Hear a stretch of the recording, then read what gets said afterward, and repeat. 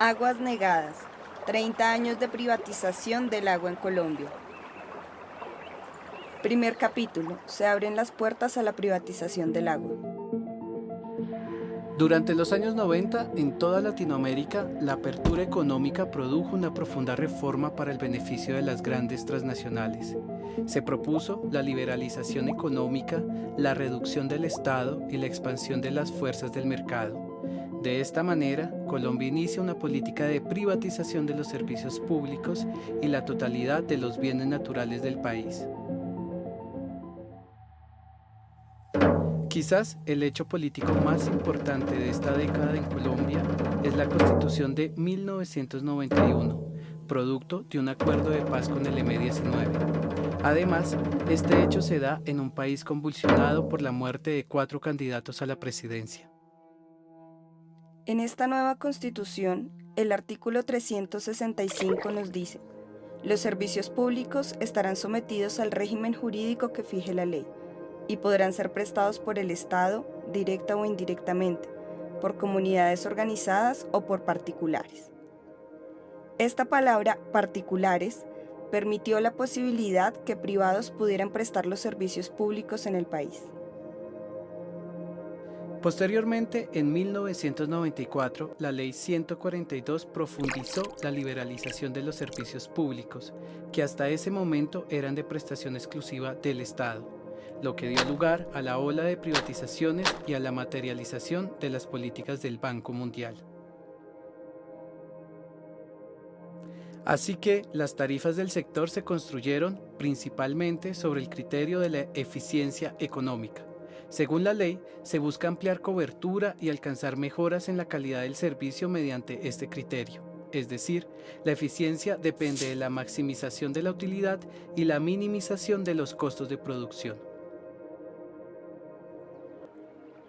Además, esta ley promueve un manejo empresarial de la prestación del servicio del agua. Resaltemos que el servicio público de agua en Colombia entre los años 1995 y 2000 presentó aumentos en las tarifas entre el 38% y el 226% en las 18 ciudades principales del país. Para entender este proceso de privatización, tendríamos que irnos años atrás al nacimiento del Banco Mundial. El Banco Mundial, que se crea luego de la Segunda Guerra Mundial, se define como una fuente de asistencia financiera y técnica para los llamados países en desarrollo.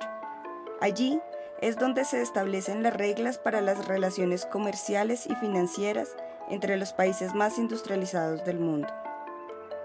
El Banco Mundial solo fue el inicio de una serie de instituciones financieras internacionales que soportan la arquitectura económica del mundo, usando el dólar como moneda de referencia internacional y consolidando a Estados Unidos como una potencia mundial.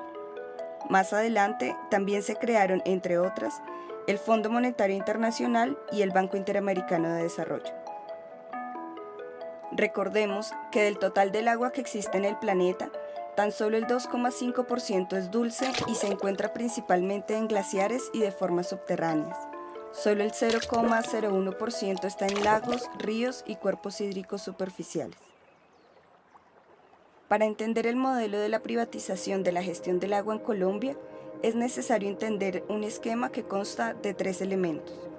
1. Instituciones financieras internacionales. 2. Créditos. Y 3. Asociaciones público-privadas.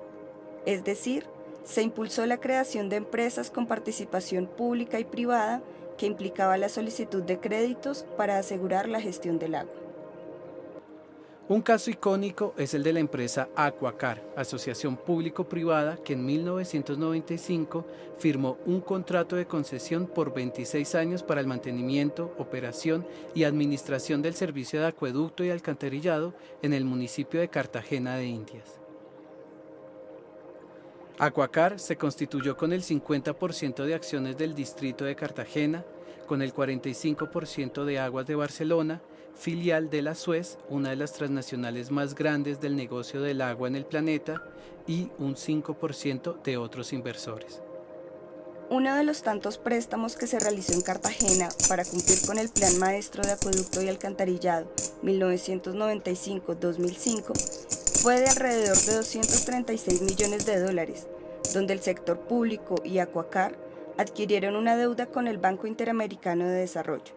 El pago de esta inversión correspondió en un 33% a la empresa mixta, en un 60% para el distrito de Cartagena y en un 7% a cargo de la nación.